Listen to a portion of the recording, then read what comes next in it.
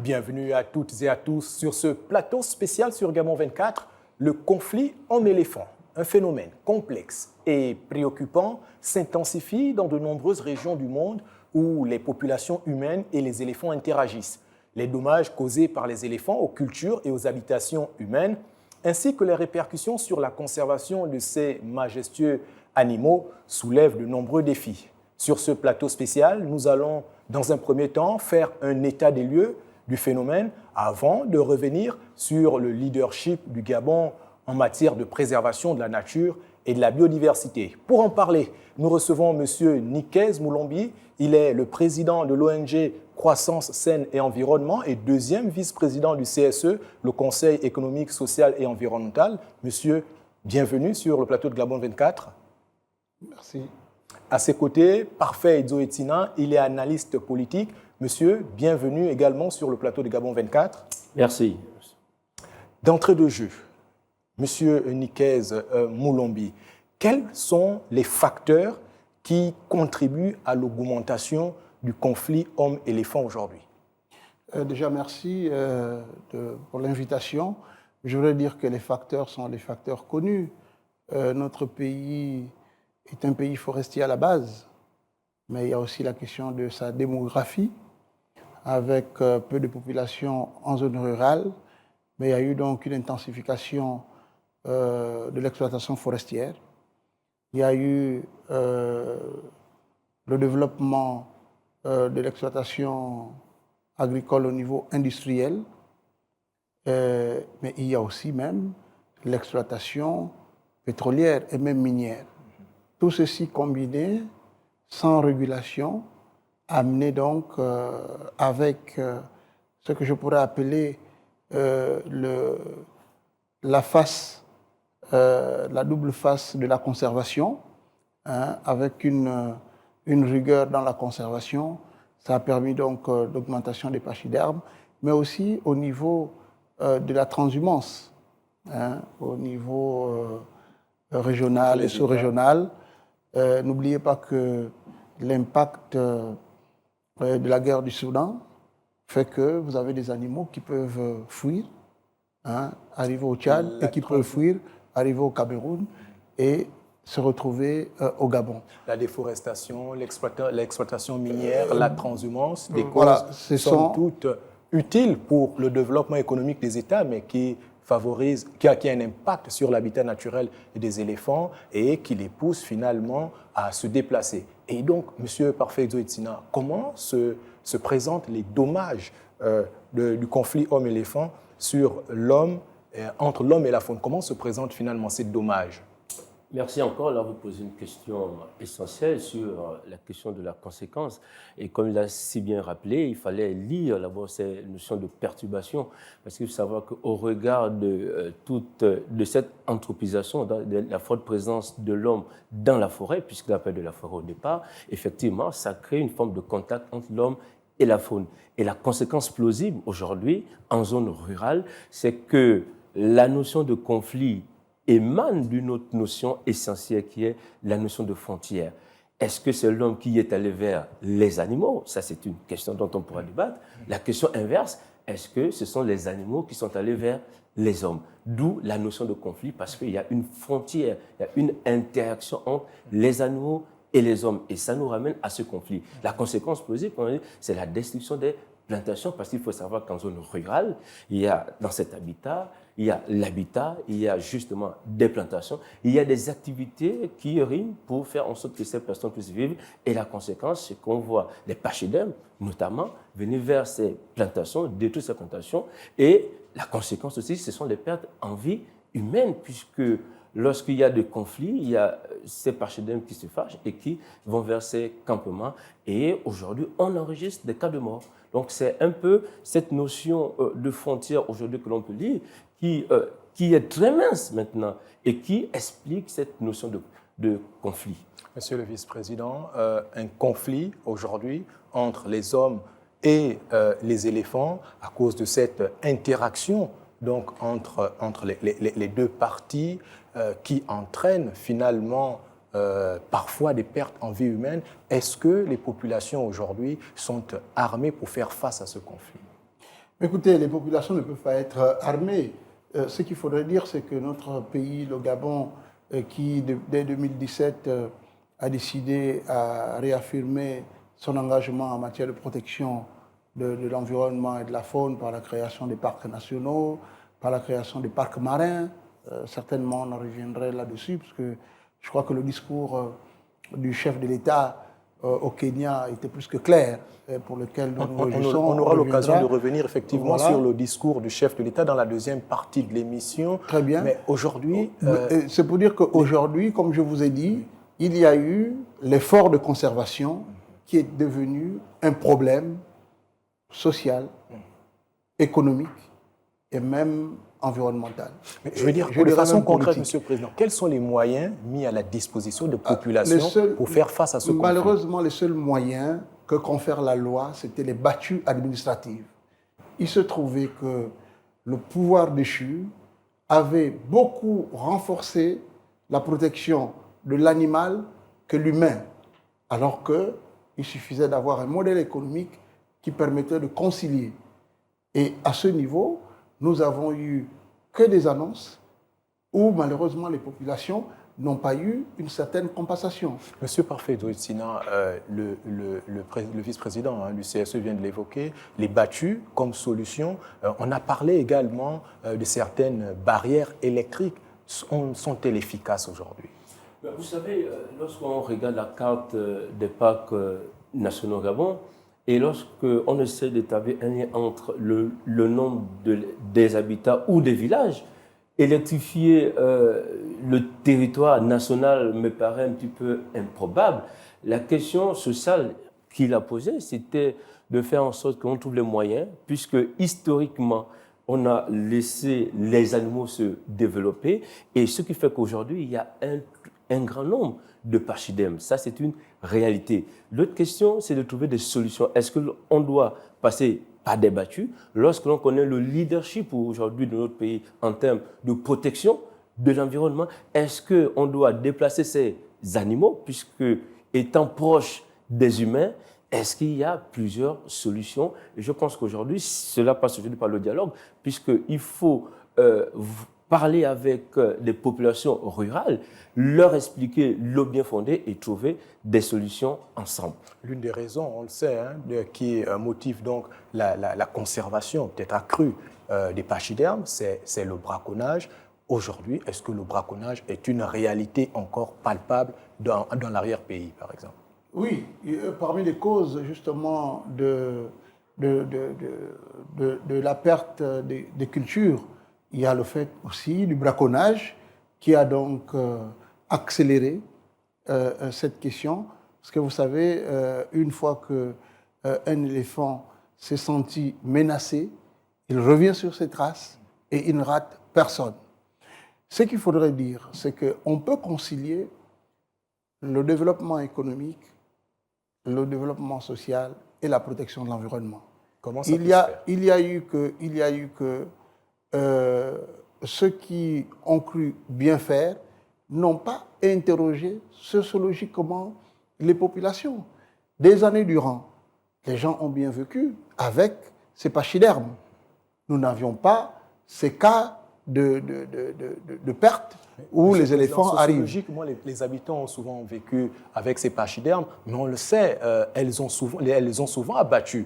Et il y a quand même une sonnette d'alarme qui est tirée en disant « Attention, les populations des éléphants disparaissent ». Alors si rien n'est fait, peut-être bien que l'espèce va disparaître. Non, mais pour le cas du Gabon, ce n'était pas ça. Pour le cas du Gabon, nous avons eu simplement une politique conservatrice, poussée vers les pachydermes. Certes, les pachydermes contribuent à la régénération de nos forêts. Elles contribuent à un meilleur équilibre des écosystèmes par les services qu'elles peuvent rendre. Mais, sauf qu'aujourd'hui, nous sommes dans un danger permanent avec plus de 13 personnes mortes en 2023. Je pense qu'il est plus qu'important, dans un premier temps, parmi les solutions à apporter, et je me réjouis de ce que met en place le gouvernement de la transition sous le leadership du président Brice Clotaire Oligui Nguema. Et il y a quelques 2 semaines, j'ai eu l'honneur de participer à une réunion où M. le Premier ministre réunissait son ministre de l'Environnement et son ministre de Forêt, afin justement d'avoir une évaluation réelle. Justement, sur parlons de l'évaluation de ce parfait pachydermes. Zouitina. Quelles peuvent être donc, quelles sont les conséquences socio-économiques de l'impact de ce conflit homme-faune? On le sait, vous l'avez dit, les pachydermes détruisent, dévastent les plantations.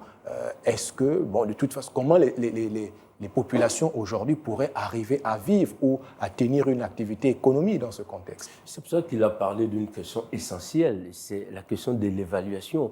Vous savez que les populations, en termes de pachydermes, il faut les réguler. Lorsque ces populations, lorsque les pachydermes deviennent très nombreux, eh bien, effectivement, ces pachydermes occupent plus d'espace. Et donc, il y a une forte cohabitation, il y a des risques de cohabitation avec les humains.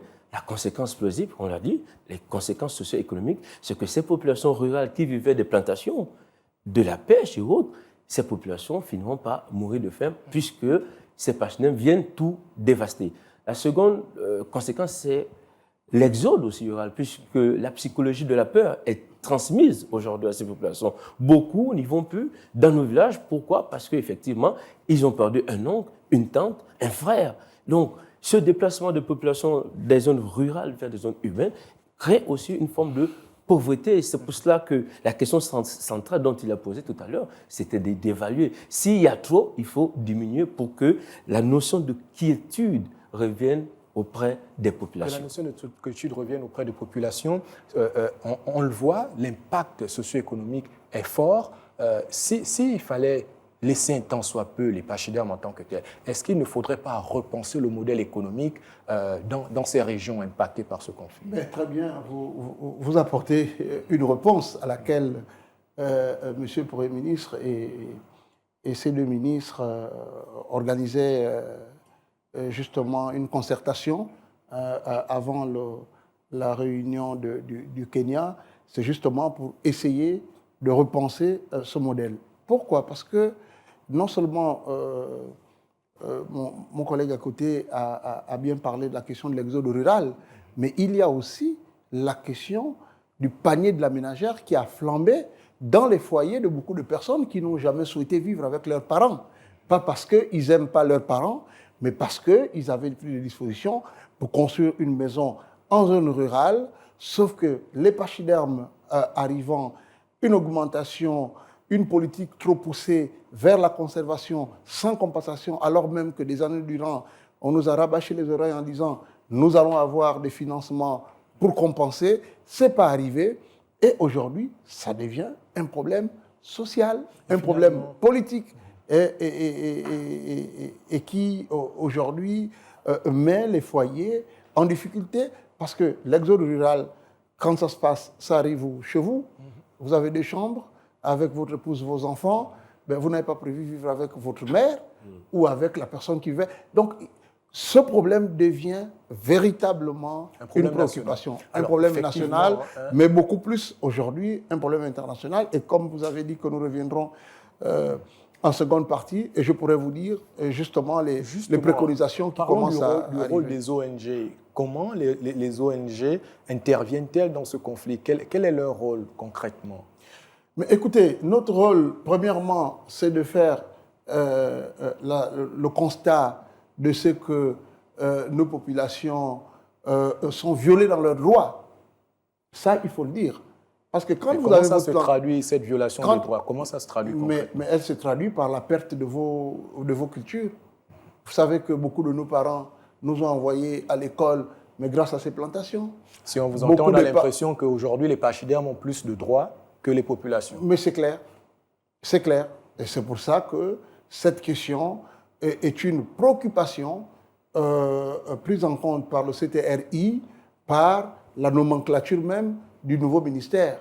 Donc, il y a donc un ministère de l'Environnement en charge du conflit homme-faune. Donc, cette problématique devient un agenda politique. Mais il faut aller très vite parce que de toutes les façons, chaque jour, les éléphants ne cessent de faire des ravages, au point de se poser la question, est-ce que nous avons suffisamment interrogé sur le plan sociologique tous les mécanismes possibles? Parce qu'on ne peut pas s'interroger sur le fait qu'un éléphant arrive dans un village et décide de saccager que les 3 maisons des 3 chefs dans la zone de Logoï-Vindo. C'est incroyable. Bon, alors on peut se dire, le phénomène, il n'est pas, on peut peut-être se dire, si vous permettez, on peut se dire que bon, ben, comme l'éléphant a une nuit très développée et que de toutes les façons, quand vous le brutalisez, il garde et il revient sur le chemin, je ne pense pas quand même que ces 3 chefs, au regard de leur âge, sont allés sur le terrain. Mais sociologiquement, nous devons nous interroger. Et c'est pour ça que c'est important de savoir, est-ce que c'est réellement une question d'augmentation? Existe-t-il des solutions, des exemples de succès, de résolution du conflit homme-faune sous d'autres cieux? Oui, sous d'autres cieux. Par exemple, en Asie du Sud, en Inde, par exemple, l'éléphant, aujourd'hui, aide au développement agricole. Et même dans le cas des déplacements, au Kenya, c'est la même chose. En Afrique du Sud, c'est la même chose. Mais est-ce que nous avons suffisamment poussé nos recherches? D'où l'intérêt pour nous de renforcer la recherche scientifique, de mettre de l'argent dans la recherche scientifique pour essayer d'avoir des solutions alternatives. Donc, les barrières dont on nous parle, c'est une arlésienne pour le Gabon. Les barrières ne montrent aucune efficacité, nous sommes d'accord. Les barrières ne peuvent pas être une solution pour le Gabon. Ce n'est pas une solution pour le Gabon. Mais il faudrait... Pensez-vous qu'aujourd'hui, au regard de nos habitudes, de nos réalités locales, il y a quand même une possibilité pour utiliser les éléphants en tant que moyen de subsistance pour les populations? Vous savez, la relation entre l'homme et les pachydermes et les animaux date depuis. Vous savez que la question aujourd'hui du conflit est un phénomène. On peut l'appréhender aujourd'hui comme un phénomène. Ce qui suppose qu'au préalable, il y avait une relation, une forte relation entre les populations rurales et les animaux. C'est comme il l'expliquait, ce sont la façon dont on a conçu la politique de développement durable en faisant en sorte qu'il y ait cette mesure de conservation qui en fait sorte que, avec pour conséquence plausible l'augmentation des pachydermes. Ça, c'est le premier fait. L'autre conséquence, c'est qu'il y a eu rapprochement, puisqu'il y a augmentation, il y a évolution, il y a rapprochement entre l'homme. Et enfin, le questionnement est là, c'est de savoir comment aujourd'hui les ONG, l'État, tout le monde peut trouver des solutions durables. La question n'est pas de repousser ce que les autres ont fait en disant il faut tuer en masse. Il faut voir comment, avec des habitudes africaines, comment nous avons existé avec ces animaux-là. Sous d'autres cieux, on en parlait, on pense par exemple au tourisme. Monsieur Moulombi évoquait des pays comme l'Inde, certains pays de l'Asie du Sud-Est, où les éléphants sont parfois utilisés à des fins touristiques. Vous pensez que c'est possible chez nous? Mais il faut quand même savoir que lorsque l'on parle de l'Inde, l'expression totémique même de l'Inde, c'est l'éléphant. C'est comme on est chez nous en Afrique. Le totem chez moi, dans ma culture, dans mon clan, c'est l'éléphant. Ce qui veut dire que je me dois d'avoir une relation protectrice particulière avec l'éléphant. Et lorsque l'on va en général, les Africains ont une relation avec les animaux par leur expression totémique. Ce qui veut dire que culturellement, c'est possible. Il faut simplement faire en sorte que lorsque l'on nous amène des notions extérieures de protection de l'environnement, il faudrait que nous puissions l'adapter à nos réalités culturelles, locales. Mais justement, pouvoir l'adapter à nos réalités culturelles, qu'est-ce qu'on entend par cela? Comment ça peut se faire concrètement pour arriver justement à cette cohabitation pacifique entre l'homme et l'éléphant? Écoutez, il faut redéfinir le modèle économique. Et ça passe par des études. Le Premier ministre, je peux le dire, parce que j'ai assisté à cette réunion, est clair. Il le souhaite et il veut avoir un nouveau modèle économique. Un nouveau modèle Monsieur économique. Mnikez Moulombi, vous sur savez, cela. Deuxièmement, dans notre pays, d'une région à une autre, les modèles économiques ne sont pas forcément les mêmes. Il y a des réunions où l'agriculture est beaucoup plus mise en avant. Il y en a d'autres où c'est par exemple la pêche qui est mise en avant. Il y a d'autres encore où c'est l'exploitation minière. Est-ce que repenser le modèle économique signifie qu'il faudrait avoir un modèle économique homogène sur tout le pays ou bien dans tout la D'abord, premièrement, il faut arriver à faire la régulation. Il n'y a pas de... Il faut se regarder devant la face. Il n'y a pas de langue de bois, il faut faire la régulation. En Europe, particulièrement la France, que nous connaissons mieux, quand il y a plus de loups, on décide d'en abattre. Parce que, préalablement, les scientifiques ont mené les études. Mais nous avons une autorité scientifique au Gabon, qui est le CNRS. Justement, Quelles sont ses conclusions? Qui ne demande qu'à travailler, et comme vous le savez, au lendemain du discours du président de la transition en Ndé sur la problématique du conflit homme-faune, nous avons organisé une table ronde au CNRS. Quelles sont les conclusions de cette table ronde? Nous avons interrogé les chercheurs. Les chercheurs sont clairs. Nous pouvons concilier la vie des pachydermes et la vie humaine, ainsi que les cultures. Elle passe par quoi? Par tous les modèles possibles. Mais on nous a imposé que les barrières. Mais la barrière n'est pas la solution ultime. On peut aller au-delà. Et ceci demande au travail, et je pense que nous sommes en train, dans le cadre des programmes, nous sommes en train de travailler au terme des références qui seront proposées au gouvernement dans quelques semaines avec le CNRS. Monsieur Nickel, pour que nous arrivons... Est-ce que ces barrières-là ont quand même obtenu quelques résultats quelque part? Ici au Gabon, par exemple. En toute honnêteté, les éléphants sont arrivés à contourner la petite charge électrique que ces barrières pouvaient apporter. Donc, ceux qui ont réussi à obtenir les résultats ont amené plus d'efforts humains, à dormir moins et à faire la surveillance de leur plantation. Et deux fois, pour certains, en tirant en l'air, en faisant des sommations pour que ces éléphants puissent partir. Donc, nous avons simplement besoin de comprendre. Et il y a aussi certaines plantes qui peuvent repousser, et des études le démontrent. Donc, nous avons besoin de regarder, est-ce que dans notre écosystème, cela est possible? Mais, comme vous le savez, il y a 8 mois dans notre pays, cette question était résolue à un seul individu. Exactement. Et donc, malheureusement, le fait que cela a été résolu à un seul individu qui avait le pouvoir de l'ubiquité, omnipotent, omniprésent et omniscient, a fait que les éléphants ont continué à tuer depuis les humains. 8 mois, je pense qu'on a mis un terme finalement à cette gouvernance. Monsieur Parfait Zoïtsina, finalement, ce modèle, celui des barrières électriques qui pourraient avoir des résultats plutôt insignifiants pour l'instant, est-ce que s'il est étendu, s'il est élargi à des plus grands espaces, cela pourrait quand même essayer d'atténuer un tant soit peu ce conflit? C'est pour ça que je disais que dans la quête des solutions, et comme l'a si bien dit, les ONG, les chercheurs ont démontré que mettre les barrières partout n'était pas qu'une solution. Ça, c'est les moyens techniques. Il y a des moyens humains. Vous savez qu'il y a des écogabs. Est-ce qu'ils ont cartographié les zones à risque?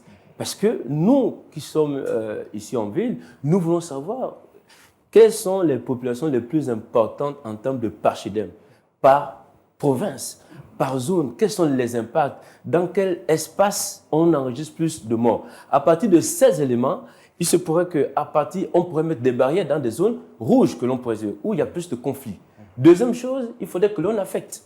Il faut une affectation des agents qualifiés. Donc les écogabs doivent être dans ces milieux pour des raisons de sécurité. Parce que lorsque l'on remet la seule sécurité qu'à un villageois, moi je pense que c'est une forme d'abandon. Je pense que l'État doit être présent dans ce sens aussi bien sur le plan technique que sur le plan humain. L'État doit être présent. C'est la fin de la première partie. On verra dans la deuxième partie donc, les mesures qui sont prises par l'État pour essayer de venir à bout de cette problématique qui fait rage à l'intérieur du pays, que celle du conflit entre l'homme et l'éléphant. On se retrouve juste derrière.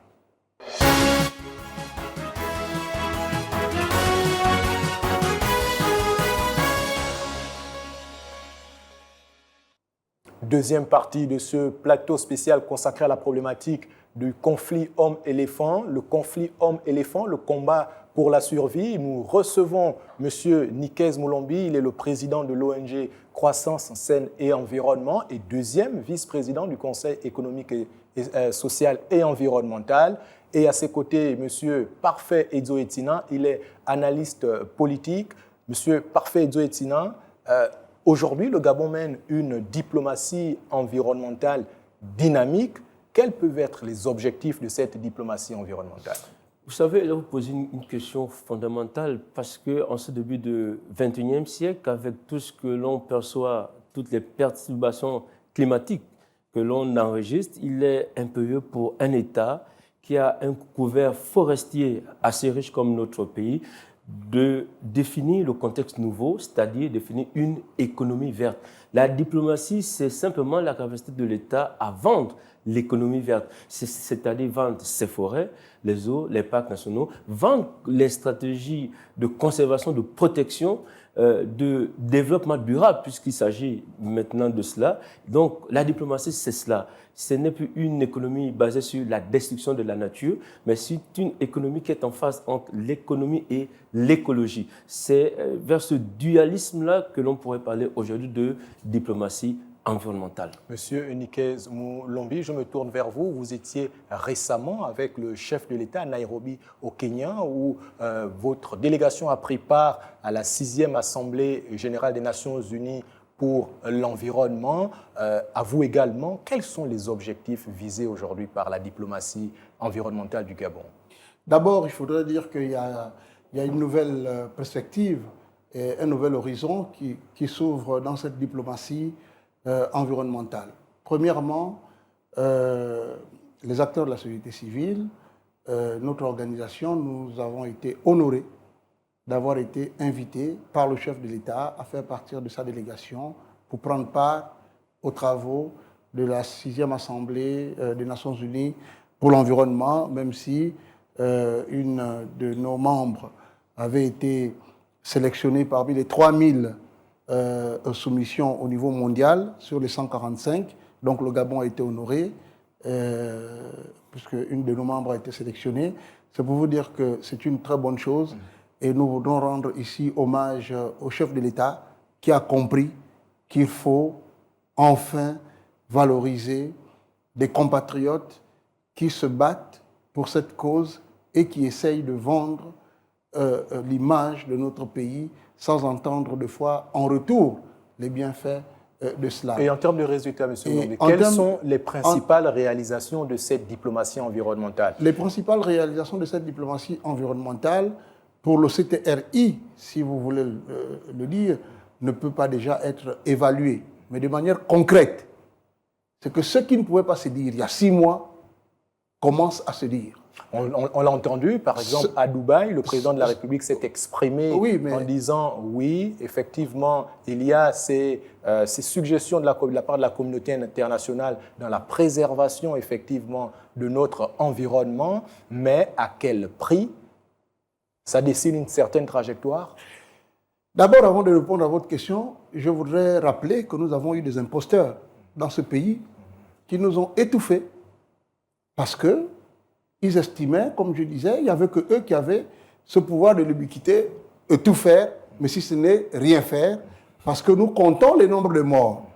Et dans le discours du chef de l'État au Kenya, il est arrivé avec un chiffre de 12 disparus.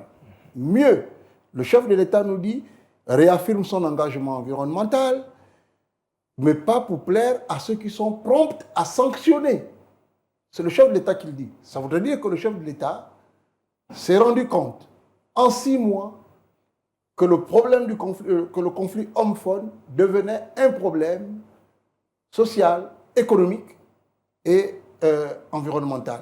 Et donc, il faut aller plus loin. Aller plus loin, c'est quoi?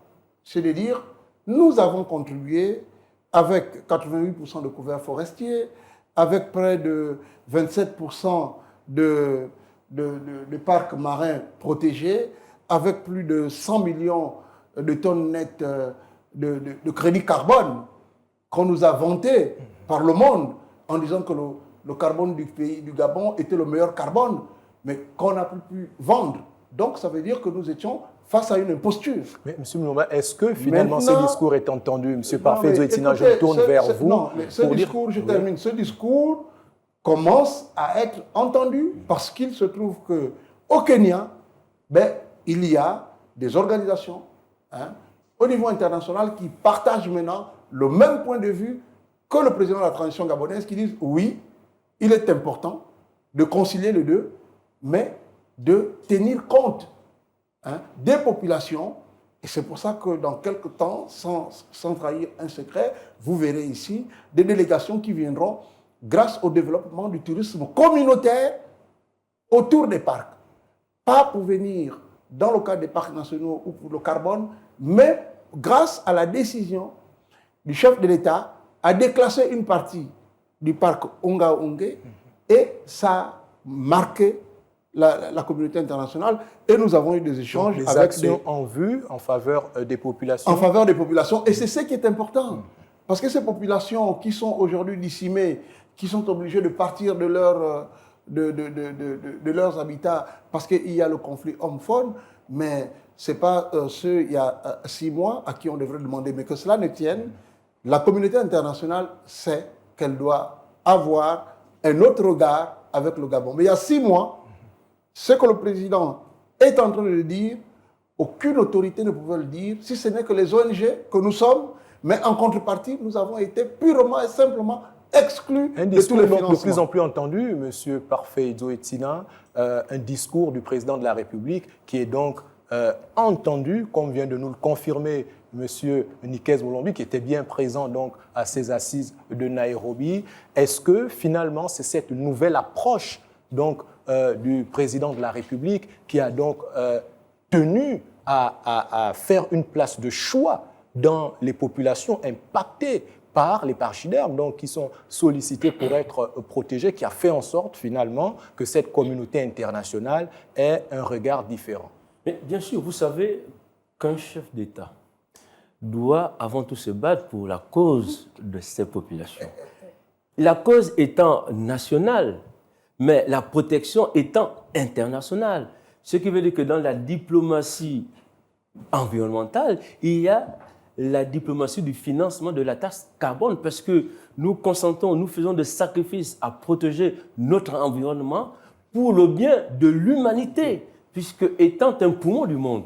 Donc la question se pose, si on protège, il faut donc la question de la compensation. Pourquoi la compensation? Il est fort éloquent dans son discours parce qu'il vient parler à la communauté internationale pour dire « je protège ma population, c'est bien, mais mes populations en pâtissent. » Pourquoi? Parce que lorsque l'on protège, il y a une forte population en termes de pachyderme qui impacte sur le plan social, économique. Alors, on vient de la voir en exclusivité, donc cette information de M.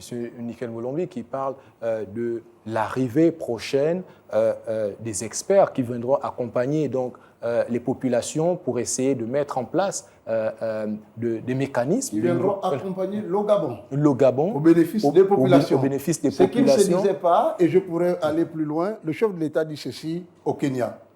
Il nous faut apporter plus de justice dans la gouvernance environnementale globale. Mais ça, nous l'avons dit des années durant. On nous a marginalisés. C'est le chef de l'État qui vient de le dire. Donc, voici une des raisons pour lesquelles nous soutenons le CTRI. Premièrement. Deuxièmement, il dit ceci. Créer les conditions pour la valorisation économique du capital naturel et faire preuve de solidarité face à l'impérieuse nécessité du développement de l'Afrique. Mais est-ce qu'on peut développer l'Afrique en tuant ses compatriotes au bénéfice des pachydermes? Impossible. Alors, Donc, très bien, c'est un discours fort intéressant, et d'ailleurs, on l'a déjà dit, qui a été entendu, mais quelque part, oui, on fait venir des hommes pour accompagner effectivement le Gabon, mais il reste quand même une question fondamentale. À Dubaï, un fonds de dommages avait été décidé. Ce fonds a du mal à être alimenté. Que faut-il faire davantage pour qu'aujourd'hui, finalement, ceux qui polluent la planète consentent à mettre les moyens pour aider les pays qui subissent le plus les effets à la fois des changements climatiques, mais aussi ces pays qui conservent leur environnement naturel et la biodiversité au bénéfice donc de la planète. alors, Vous posez, excusez-moi, mon cher René, vous posez une question d'ordre international. C'est la question des relations internationales cette question définit les rapports entre le Nord et le Sud.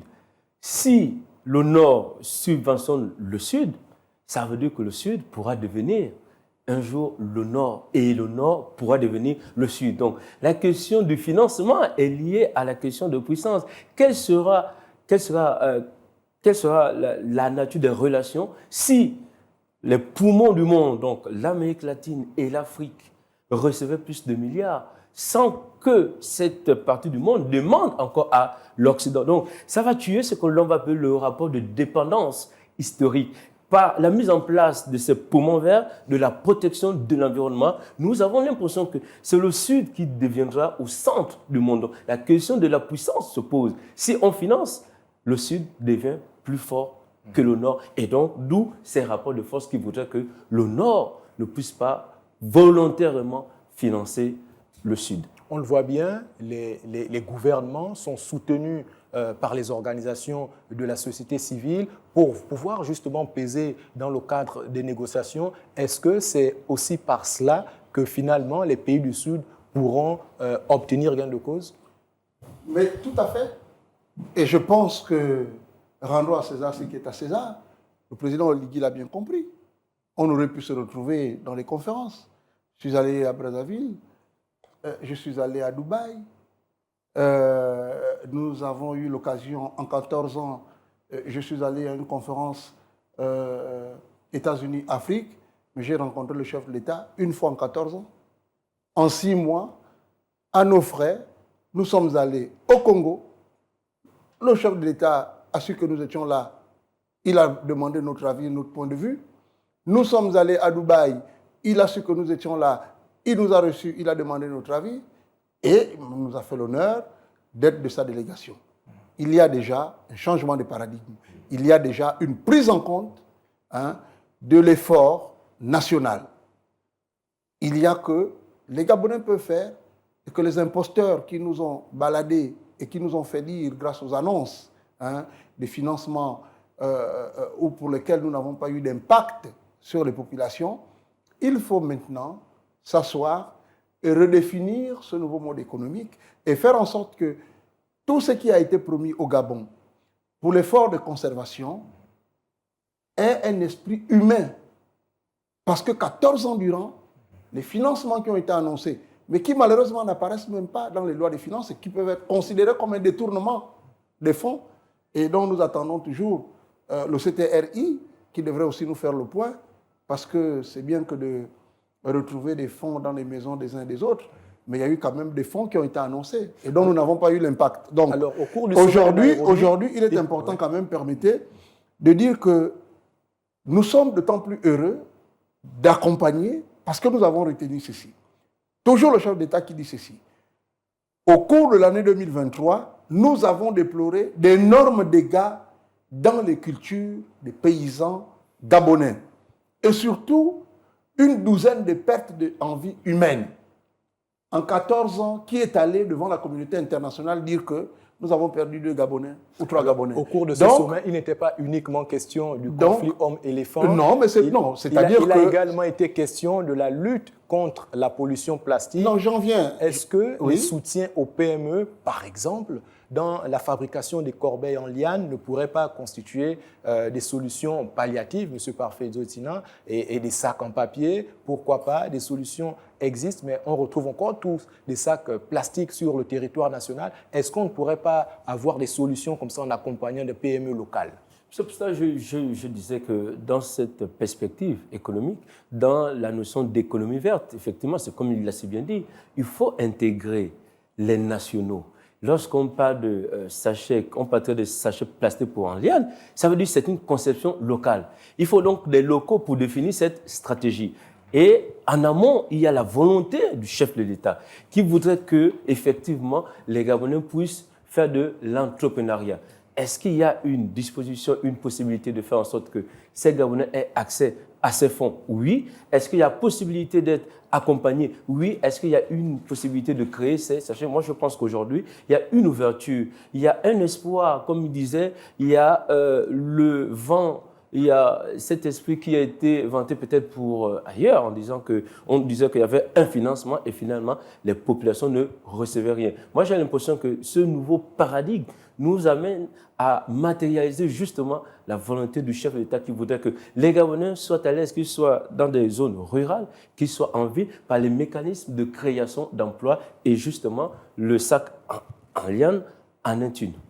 Des mécanismes de création d'emplois, M. Nikes Moulomba. Oui, on a vu au cours de ce sommet, Moulombi autant pour moi, on a vu au cours de ce sommet la signature par le ministère du conflit homme-faune de deux protocoles d'accord avec des firmes multinationales et des ONG pour la formation des éco-gardes. Est-ce qu'aujourd'hui, il est encore prioritaire d'abord de chercher à venir sécuriser ces éléphants ou plutôt de trouver les moyens de mettre en place justement des activités génératrices de revenus pour permettre aux populations de mieux vivre? D'abord, le CTRI vient de faire un pas significatif en prenant une ordonnance sur la problématique des sachets plastiques. De cette ordonnance, il va se créer un commerce donc circulaire autour de la chaîne de valeur du sachet plastique pour créer les emplois. Comme vous le savez, je suis membre du comité d'orientation de l'Institut de la francophonie pour le développement durable et j'ai obtenu, non seulement ma structure a obtenu un financement de la francophonie sur justement l'utilisation et la valeur économique apportée autour du sachet plastique. Donc, cette ordonnance va donc faire accélérer le processus de chaîne de valeur pour qu'il se crée de l'emploi. Nous avons fait de la sensibilisation sur ce domaine à Kanda, à la mairie d'Akanda, à la mairie d'Ovendo, au 6e arrondissement, à la mairie d'Ontoum. Nous sommes en phase de mobilisation d'un second financement pour essayer d'impacter. Mais dans le cadre de la RSE, nous sommes déjà en discussion aussi avec certaines firmes pétrolières, sans les citer maintenant, qui veulent effectivement faire accélérer ce processus. Donc la loi est arrivée, c'est une bonne chose. Le Gabon utilise encore énormément de plastique. De façon concrète. C'est pourquoi je prenais un cas pratique. Oui, mais de façon concrète. Nous avons un savoir-faire. Oui. Nous avons une matière première. Oui. Nous avons les résidus, mais même les résidus de bois. Les résidus de bois. C'est une question de volonté politique. Pourquoi ne pas encourager des initiatives dans le sens justement de trouver des contenants palliatifs justement au plastique? Mais cela existe. Tout est une question de volonté politique. Mais rien ne peut vous étonner. Le coup de libération arrive pourquoi? Mais parce que nous étions dans une algérienne où nous avions des imposteurs qui nous faisaient vendre des pays en château de sable. Maintenant, cette volonté vient de s'exprimer par un dispositif normatif qui est l'ordonnance. Il faut maintenant aller plus loin. Il y a encore des financements qui n'ont pas été mis en œuvre liés à la conservation. Nous allons nous asseoir pour le gouvernement en tête desquels, pour permettre justement à la PME gabonaise d'aller un peu plus loin. Mais d'ores et déjà, je peux vous dire qu'il y a des compatriotes qui sont déjà dans la transformation du déchet plastique. On ne saurait parler d'environnement sans évoquer cette question. À côté de la lutte de la pollution plastique, il y a la lutte contre le changement climatique, comment faire face à cette vague de chaleur insupportable qui accable les habitants des pays traversés par l'équateur. Et ce n'est pas la chaleur. Si ce n'est pas la chaleur, ce sont les inondations. Comment la communauté internationale accompagne le Gabon aujourd'hui, qui est un modèle écologique, à faire face à tous ces défis environnementaux?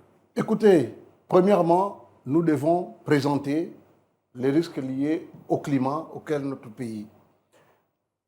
J'ai eu l'opportunité d'échanger avec le chef de l'État et c'était pour moi l'occasion de lui transmettre de manière solennelle le travail que nous avons réalisé depuis 2018 qui aurait pu engranger autant de milliards si le pouvoir déchu avait compris que nous ne l'avons pas fait pour nous et que c'était un financement de la Banque africaine de développement, le chef de l'État, à ce travail. Deuxièmement, il est important de montrer aux yeux du monde la question de l'adaptation. Vous voyez les régions côtières. Vous partez d'Ovendo au Cap. Quel va être le coût? Et donc, nos efforts aujourd'hui, en matière d'environnement, en matière de protection de la forêt, doivent nous permettre d'engranger de l'argent et régler ces questions d'adaptation. Donc, l'adaptation devient aujourd'hui un enjeu, que ce soit à Port-Gentil, que ce soit à Coco Beach. Et de l'autre côté, il y a toute la question du financement, mais qui passe par un renforcement des capacités. Mais des années durant, ce pouvoir déchu a favorisé les universités internationales. Au lieu de favoriser les chercheurs gabonais, c'était des études, etc. L'heure est arrivée pour que nous nous mettons dans des task force de réflexion pour rédiger des projets qui doivent être bancables. Et nous avons la chance d'avoir des autorités à très haut niveau qui acceptent de porter ce plaidoyer. Monsieur Parfait Zoïtsina, une vision noble et futuriste justement pour arriver à régler un certain nombre de problèmes, mais en attendant, les Gabonais ressentent cette chaleur suffocante. Les Gabonais ont parfois les pieds dans l'eau en ce qui concerne les inondations. Aujourd'hui, quelle peut être la marge de manœuvre pour notre pays justement pour pouvoir faire face à ces défis? Je vous disais que la question climatique, il faut quand même le rappeler, est une question globale.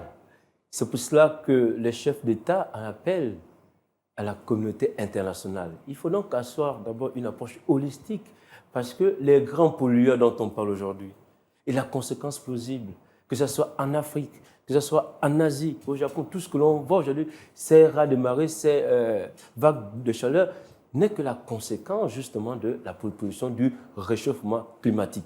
La question initiale, comme je l'avais dit, la question nationale, c'est de savoir qu'est-ce que le Gabon fait du point de vue national. Vous savez que le Gabon est un pays leader en matière de protection de l'environnement. Ces efforts ne peuvent pas diminuer la chaleur au Gabon, puisque c'est la canicule, ce sont les vents marins qui viennent d'une région à une autre, puisque dans ces vents marins, il y a cette canicule-là qui provoque les vagues de chaleur.